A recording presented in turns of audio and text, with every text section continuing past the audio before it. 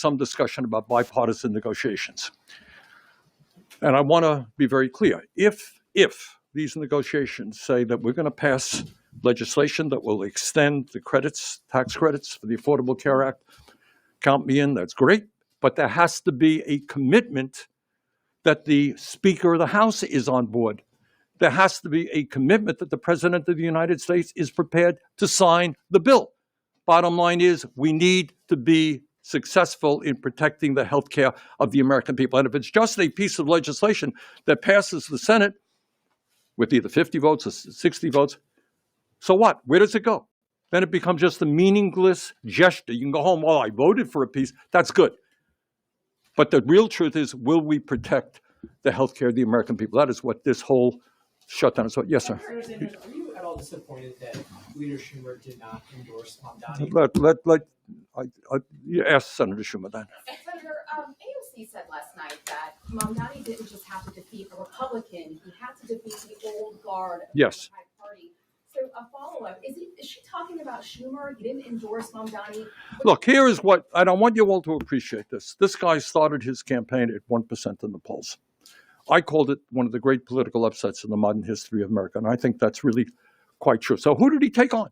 He took on oligarchs who put millions and millions of dollars to try to defeat him. Cuomo had all the money that he could use. He took on the President of the United States who endorsed Mr. Cuomo. He took on the Republican establishment, and of course, he took on the Democratic establishment. So what Mamdani did last night was absolutely extraordinary. And the way that he did it was to put together a unbelievable, incredible grassroots effort, 90,000 people volunteering, knocking on doors. So what's the message there? The message is, if you have an agenda that speaks for the working class of this country, if you are prepared to take on the oligarchs, explain to people that it's unacceptable that the very rich become much richer while working families can't even afford groceries or their rent.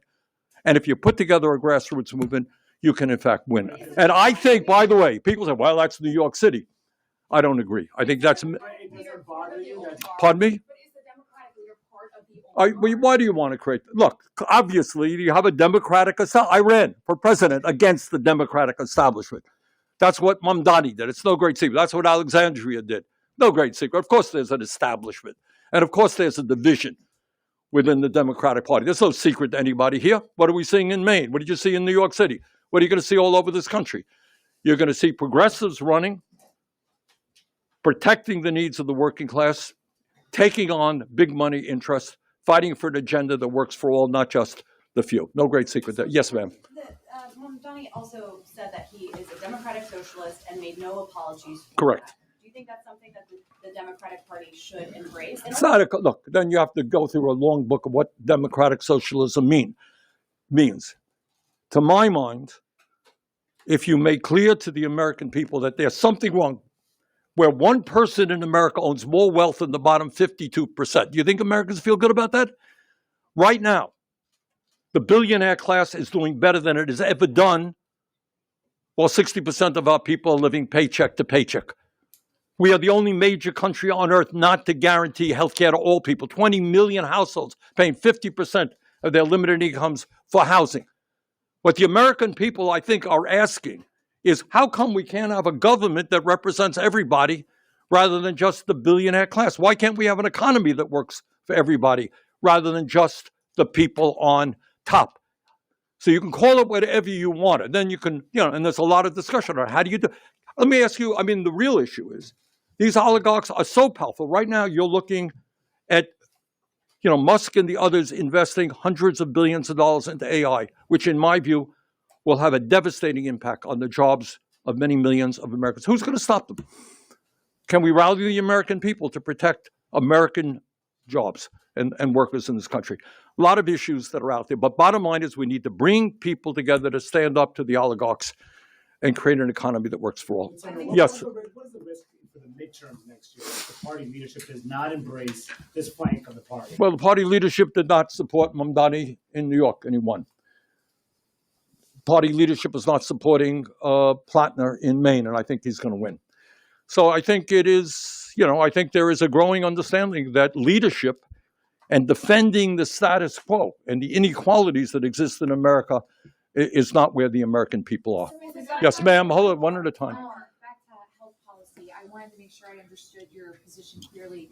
If the House gave you a guarantee, Oh, sorry, say it again. if the House gave you a guarantee, would you be willing to vote on a continuing resolution and tax credits separately, or would they still have to be attached?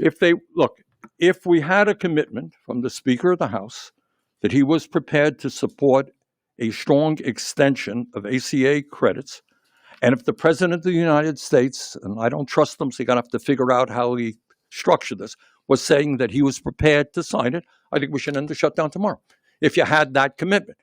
But if you simply had a nebulous vote that wasn't going to go anyplace, I think we got to continue the fight to protect the healthcare of Americans. And maybe one more question. Yes, sir.